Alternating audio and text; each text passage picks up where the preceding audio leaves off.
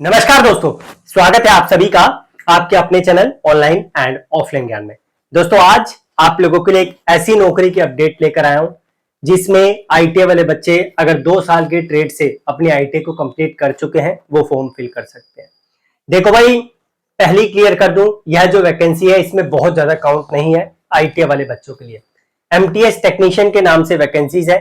अभी रिसेंटली मैं आप लोगों के लिए सीएसआईआर की वैकेंसी लेकर आया था जिसमें उत्तराखंड वाले, देहरादून वाले बच्चों को मैंने बोला था कि आप लोग उसका फॉर्म डालें।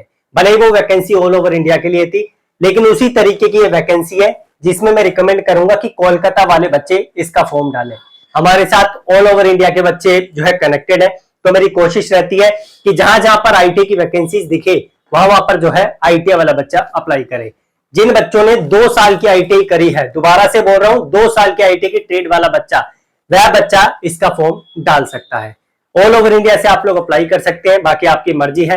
मैं वैसे पर्सनली रिकमेंड करूंगा जहां पे ये वैकेंसी निकली है वहीं के बच्चे इसका फॉर्म डालें। कोलकाता की वैकेंसी है। हमारा जो डिपार्टमेंट है वो है IACS यानी Indian association for the cultivation of science.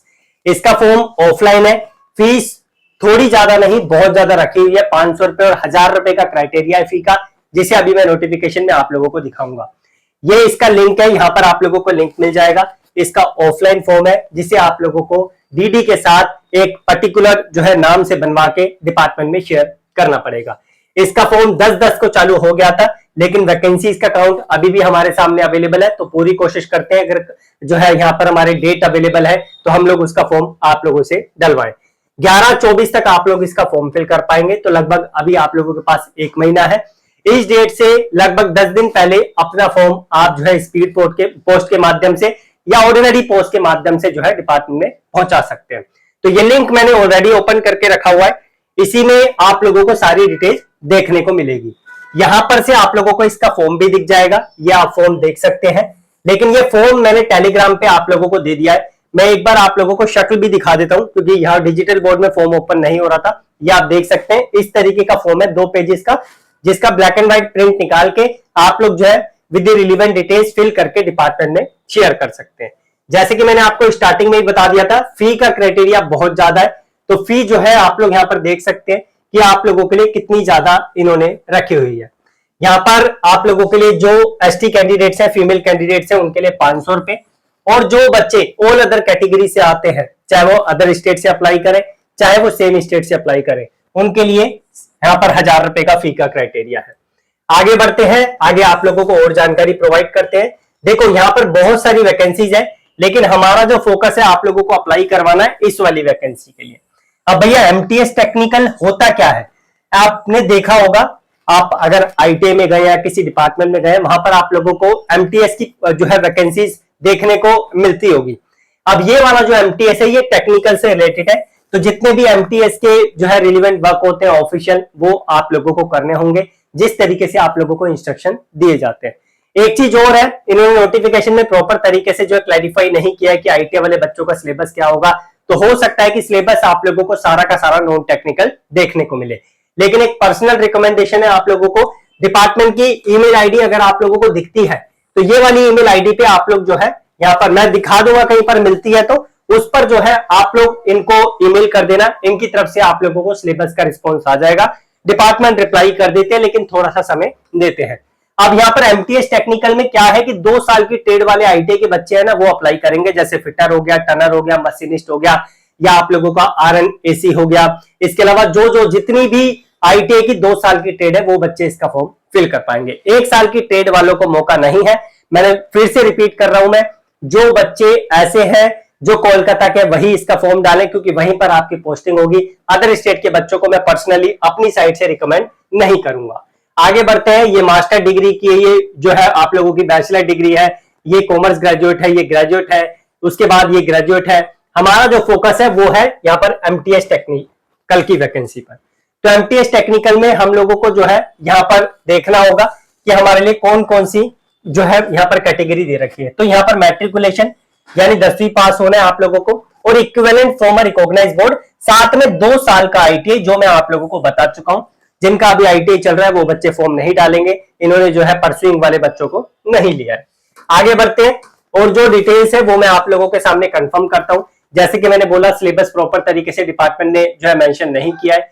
Minimum essential qualification मैं आपको ऑलरेडी बता चुका हूं।